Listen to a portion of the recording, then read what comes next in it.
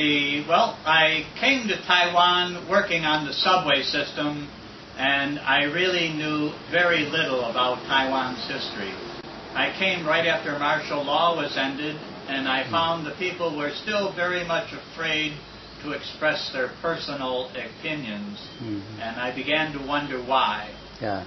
And as I explored more, I found out about Ba and many other things. And over the years then, I began to do more research.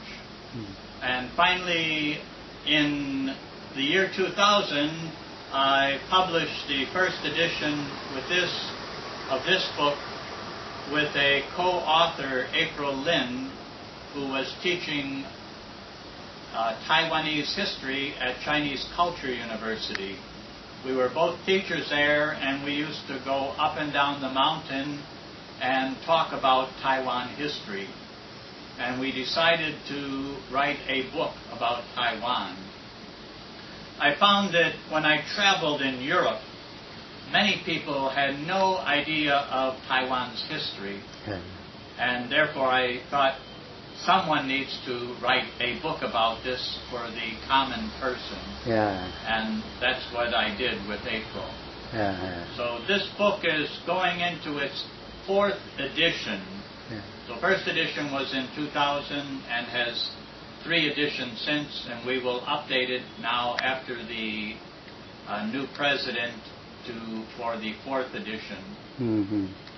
The next book I did was Taiwan, the Struggles of a Democracy, because I found that while many people began to know the history, they didn't know how the democracy developed. And also, this book is told from the standpoint of the Taiwanese.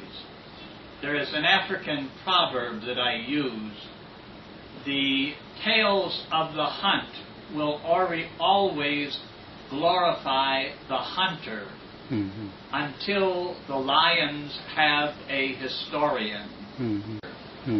Now, in Taiwan's case, the lion, in a sense, is the Taiwanese people.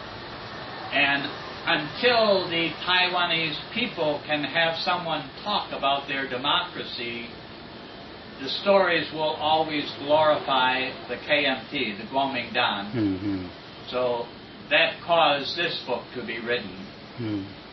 And that book was translated into Mandarin by Mei Song of Boston. And then a third book I wrote, I found that Taiwan, right now, a crucial problem is that Taiwan needs to establish its identity. And so this book is Taiwan, The Search for Identity. Now this one is written both in English and then translated into Chinese. Okay, well, I think, of course, the changing of parties is part of the democratic process. In a democracy, you have to be willing to accept what the majority of the people vote for. So that in itself is not a bad thing. This brings us back, though, to the issue of identity. That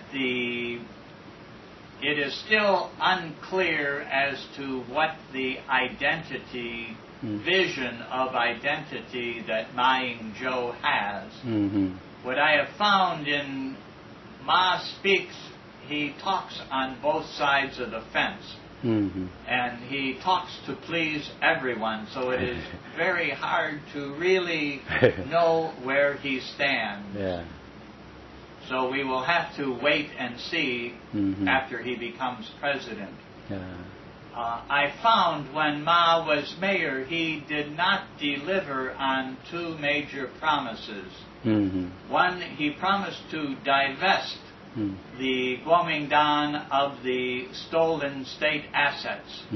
And he never did that. He sold a few properties, but he put the money in the KMT pockets. And then the second one that he promised was that he would move the arms sales for the defense of Taiwan, and he did not deliver on that. So my question or point to watch is, Ma made many promises before he was elected president, but will he deliver on any of them? I think Tsai Ing-wen is a good thing.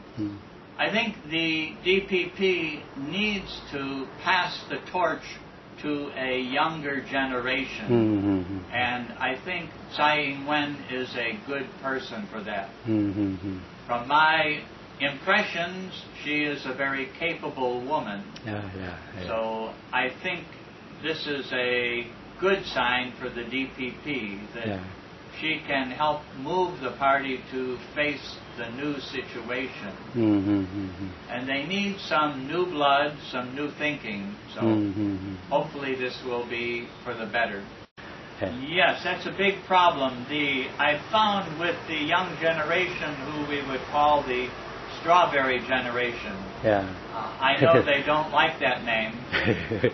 But the strawberry generation are people who grew up after martial law was lifted, therefore they didn't face that problem. And they also grew up when Taiwan's democracy was being developed, the first presidential election in 1996.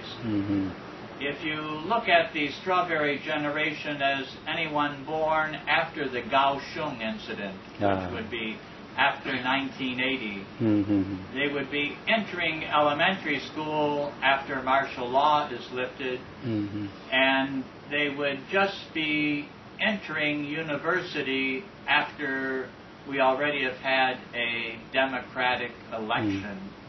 So they know nothing experientially of the past. So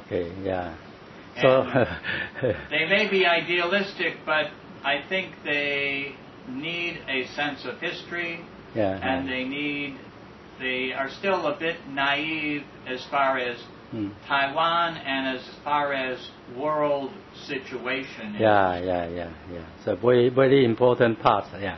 Right. Thank you for your devotion to Taiwan democracy writing. Okay, thank you. Okay. Thanks.